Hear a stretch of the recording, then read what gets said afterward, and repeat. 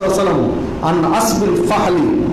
আল্লাহ রাসূল সাল্লাল্লাহু আলাইহি ওয়াসাল্লাম নিষেধ করেছেন পশু পাল দেওয়ার জন্য যে ষাঁড় বা পাঁঠা, এই ষাঁড় বা পাঁঠা ব্যবহার করে পশু পাল দিয়ে এই টাকা ভোগ করা হারাম। মানে শরীয়তের ক্ষেত্রে বাচ্চার কিছু নেই। সারা দেশে খুঁজতে গেলে ধরনের ব্যক্তি পাওয়া যায় যে ষাঁড় পাঁঠা এসব কিছু পুষে এগুলো পাল দিয়ে ইনকাম করে খাচ্ছে গ্রামগঞ্জে, কিন্তু এটা শরীয়তে নিষেধ। হ্যাঁ, এখন কেউ প্রশ্ন করতে পারেন যে সরকারিভাবে বিভিন্ন খামারে এই ব্যবস্থাগুলো রয়েছে এবং টাকা পয়সার বিনিময়ে এটা করা হয়। সরকারি ব্যবস্থাপনায় হতে পারে, সরকারি ব্যবস্থাপনায় হারাম নয়, কারণ সরকার জনগণের সুবিধার জন্য এই ব্যবস্থাগুলো রেখেছে। যদি কেউ এটা না করে তাহলে এই প্রজেক্টটা কিভাবে চালাবেন? এই প্রজেক্টটা চালানোর জন্য সরকারি উদ্যোগে এটা হতে পারে, কিন্তু ব্যক্তি বিশেষ এই পন্থা ব্যবহার করতে পারবেন না। এরপর আল্লাহ রাসূল সাল্লাল্লাহু আলাইহি ওয়াসাল্লাম বলছেন নাহা বাইইল ফাদলিল মা। আল্লাহ রাসূল সাল্লাল্লাহু আলাইহি ওয়াসাল্লাম নিষেধ করেছেন অতিরিক্ত পানি বিক্রি করতে। এর কি ব্যাখ্যা দেবো আমি নিজেও জানি না।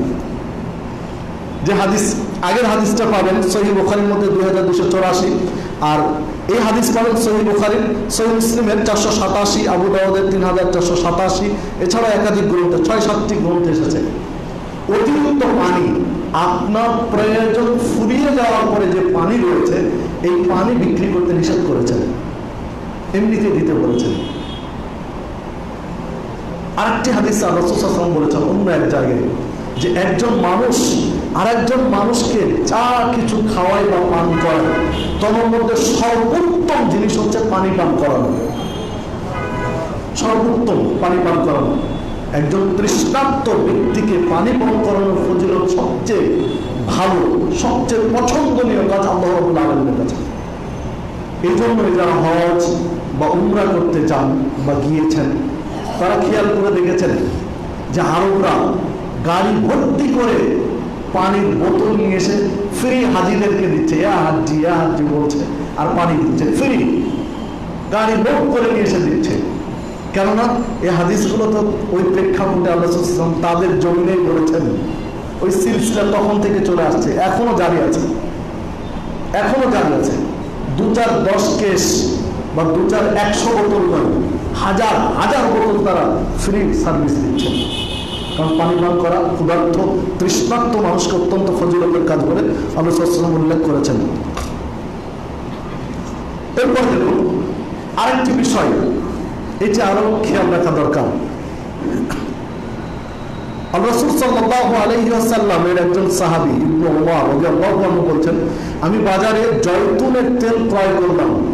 ইবনে উমর মানে বিশিষ্ট সাহাবী আব্দুল্লাহ ইবনে উমর, যিনি অনেক হাদিস বর্ণনা করেছেন, উনি বলছেন আমি বাজারে জয়তুনের তেল ক্রয় করলাম, কথা পাকাপাকি হয়ে গেছে, দামও ফাইনাল হয়ে গেছে, সব কিছু ফাইনাল, কথা পাকাপাকি হয়ে গেছে, কথা ফাইনাল হয়ে গেছে।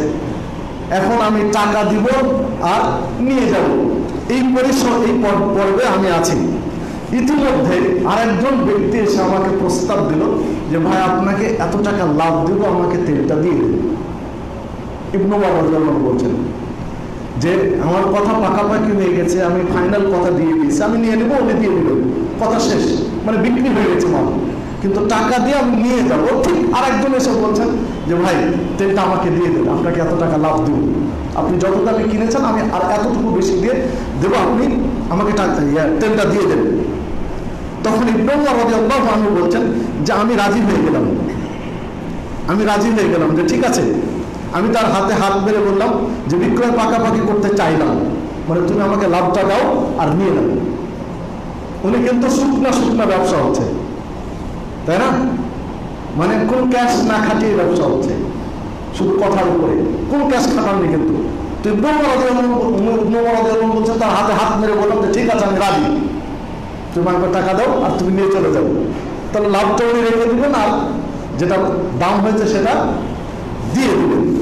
বলছে যখন হাত মেরে পাকাপাকি করে দিলাম, হঠাৎ পিছন থেকে আমার হাত ধরে নিল একজন ব্যক্তি। আমি তাকে দিয়ে দিব, পিছন থেকে একজন হাত টেনে ধরলাম একজন ব্যক্তি। আমি পিছনেতে চেয়ে দেখলাম যে কে হাত ধরলো। তো পিছনে দিয়ে চেয়ে দেখি জায়েদ ইবনে সাবিত রাদিয়াল্লাহু আনহু, আল্লাহ রাসূল সাল্লাল্লাহু আলাইহি ওয়াসাল্লামের বিশিষ্ট আরেকজন সাহাবী, তিনি আমার হাত টেনে ধরেছেন। তিনি হাত টেনে ধরে বলছেন, যেখানে ক্রয় করবেন ওই স্থানে বিক্রয় করবেন না, যেখানে ক্রয় করবেন ওই স্থানে বিক্রয় করবেন না, যতক্ষণ না আপনার স্থানে নিয়ে যান। আপনি আপনার জিম্মায় না নেওয়া পর্যন্ত আপনি বিক্রয় করবেন না। কেননা অবশ্যই রাসূলুল্লাহ সাল্লাল্লাহু আলাইহি ওয়াসাল্লাম ক্রয় করার স্থানে পণ্য বিক্রয় করতে নিষেধ করেছেন যতক্ষণ না তা ক্রেতা তার ডেরায় বা তার স্থানে নিয়ে যায়। মানে সম্পদ কিনে বিক্রি করার ক্ষেত্রে পরিপূর্ণ মালিকানা, পরিপূর্ণ সত্ত্বাধিকারী হওয়ার পরে বিক্রয়ের বিষয়টা আসছে। এই হাদিস কিন্তু ইঙ্গিত এটাই। যে হাদিসটি পাবেন আবু দাউদের মধ্যে 3409 নম্বর হাদিস, মুসনাদ আহমদের 21712 নম্বর হাদিস, এইভাবে বুলুগুল মারামে রয়েছে 5-6টি গ্রন্থে, এবং সানাদ হাসান, গ্রহণীয় সানাদ। মানে একটা জিনিসের পূর্ণ সত্ত্বাধিকারী না হয়ে ক্রয় বিক্রয় করতে নিষেধ করা হচ্ছে। হাদিসটা ইঙ্গিত এই দিকে। আপনি আপনার যুক্তি যা খুশি খাড়া করেন, কিন্তু শরীয়ত চলবে শরীয়তের গতিতে। আপনার যুক্তির গতিটা শরীয়ত নয়, শরীয়তের নিজের গতিতে চলবে। এই শরীয়তের আলোকেই কিন্তু আল্লাহ রাব্বুল আলামিন কাল কিয়ামতের মাঠে বিচার নেবেন। এরপরে দেখুন রাসূলুল্লাহ সাল্লাল্লাহু আলাইহি ওয়াসাল্লাম আরেকটি হাদিসে বলেছেন যে তোমরা উটনি বা বকরির, ছাগলের স্তনে বা ওলানে দুধ আটকে রেখো না। বিক্রি করতে বাজারে নিয়ে যাচ্ছ ছাগল, গরু বা উট, তো ওলানে দুধ আটকে রেখে, মানে 1 দিন বা 2 দিন দুধ দহন না করে বাজারে নিয়ে যাচ্ছ, এতে কি হবে? ক্রেতা প্রতারিত হবে। ক্রেতা দেখবে ওলানে অনেক দুধ, তাহলে গাভী খুব ভালো, ছাগল ভালো, কিন্তু বাড়ি গিয়ে প্রথম দিন হবে, তারপরে আর নেই, অল্প অল্প হবে। তো এই কাজ তোমরা করো না।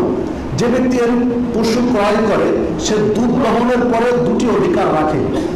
যদি কোনো ব্যক্তি প্রতারিত হয়ে যায়, এই ধরনের ছাগল কিনে বা উটনি কিনে বা গাভী কিনে বাড়ি গিয়ে দেখলো যে না ওই পরিমাণ দুধ আর হয় না, শুধু একদিন, তাহলে ওই এখতিয়ার রাখে দুধটা। সে চাইলে এই ক্রয় টিকবে, আর না চাইলে আবার ফেরত দিবে। ফেরত নিতে বাধ্য ইসলামের শরীয়তে। এইরকম প্রতারণা করে, চিটিংবাজি করে, ধাপ্পাবাজি করে, ঠগিয়ে যদি কেউ কোনো পশু বিক্রি করে, তাহলে ইসলামী স্টেট যদি হয়, ইসলামী রাষ্ট্র যদি হয়, রাষ্ট্র তাকে বাধ্য করে ফিরিয়ে দিতে, তার কোনো এখতিয়ার নেই। কারণ এটা ইসলামী রুলস, ইসলামের আইন।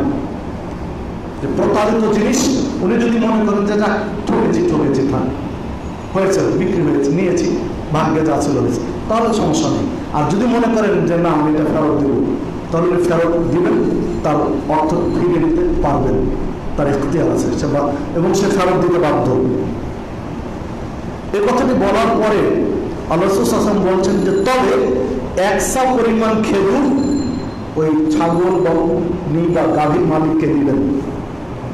এই জন্য দিবেন, ওই যে ওলানের দুধ দহন করে খেয়েছে, তো দুধ যে খেয়ে নিয়েছে ও তো ফেরত দিয়ে দিল, গাভী তো ফেরত দিয়ে দিল, উটনি ফেরত দিয়ে দিল, কিন্তু দুধ কিসের বিনিময়ে খাবে? তাহলে এর বিনিময়ে খেজুর দিয়ে দিল, তাকে খেজুর দিয়ে এটা পরিশোধ করে দিবে। যে হাদিসটি পাওয়া যাবে সহিহ বুখারীর মধ্যে 2184, সহিহ মুসলিমের 1515, এছাড়া আবু দাউদ, মুসনাদ আহমদ, সহিহ ইবনে হিব্বান, হিলাল গালিব সহ একাধিক গ্রন্থ এসেছে।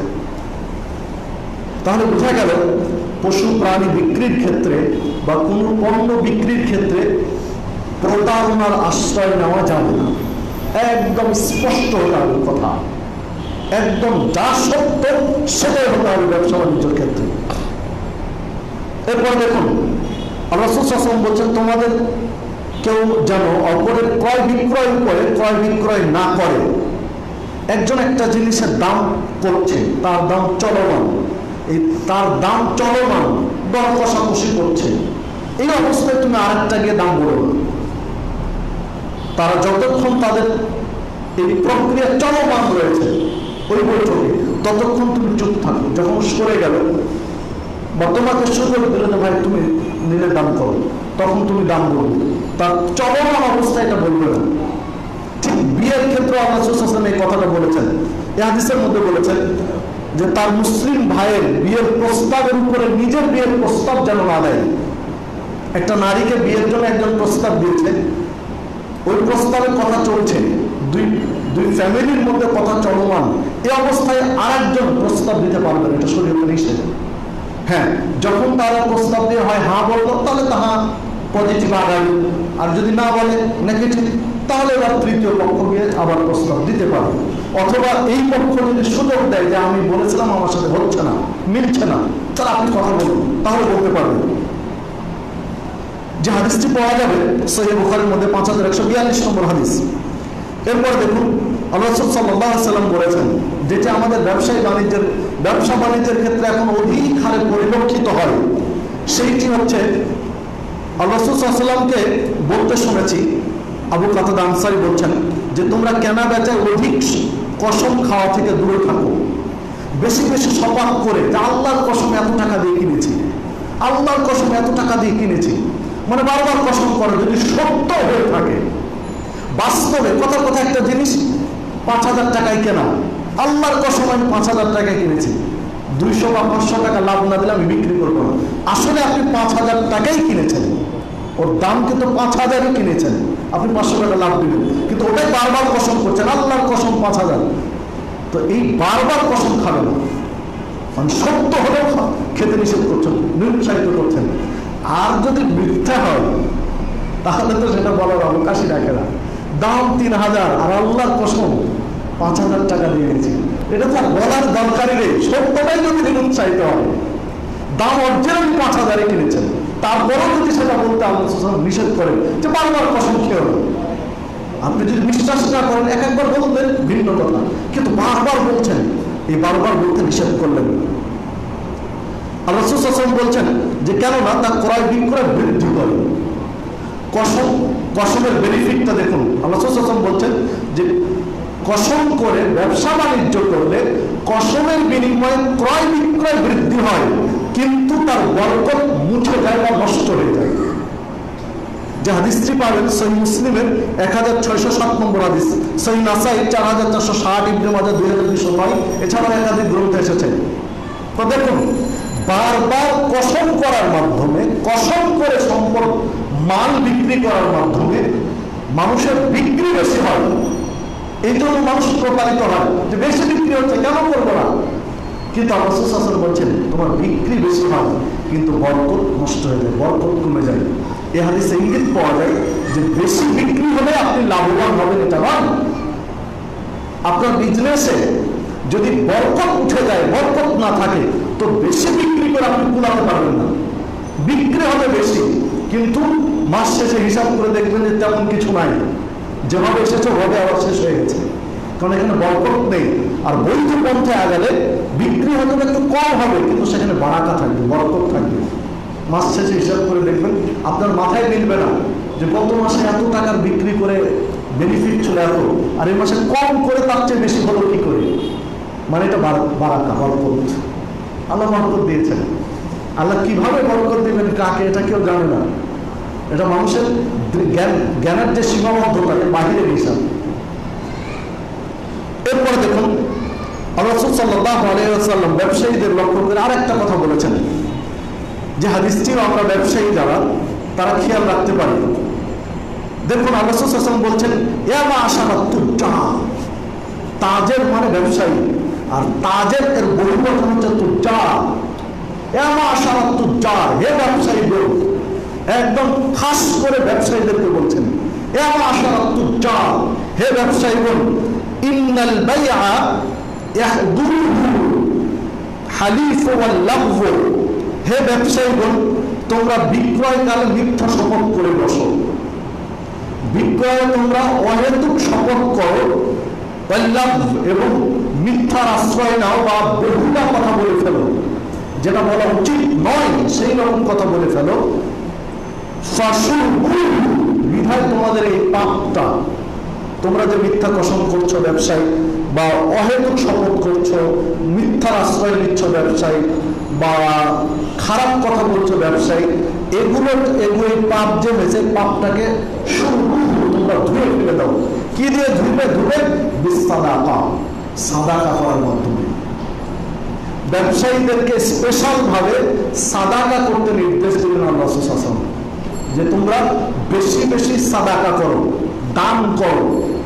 সাদাকা করলে, দান করলে অহেতুক যে কাজগুলো হয়েছে, শপথ, মিথ্যা শপথ বা মিথ্যাচার বা ব্যবসার ক্ষেত্রে খারাপ কিছু, এইটা আল্লাহ চাহে তো মুছে দিবেন, ধুয়ে দিবেন এই পাপটাকে। যে হাদিসটি বর্ণিত হচ্ছে আবু দাউদের মধ্যে 3326, নাসাই 4463, এই সময় একাধিক গ্রন্থে এসেছে। এরপরে দেখুন, মানে এগুলো নিষিদ্ধ ব্যবসা। অন্য নিষিদ্ধ আরেকটি ব্যবসা হচ্ছে, যেটি আপনাদের ঢাকা শহরের সাথে, রাজধানীর সাথে সম্পৃক্ত নয়, এটা মফস্বলে লোকালয়ের সাথে। তো রাজধানীতে যেহেতু সারা দেশের মানুষই কম বেশি আছে, বিধায় বিষয়টা বলে দিলে ভালো। পরিপক্ক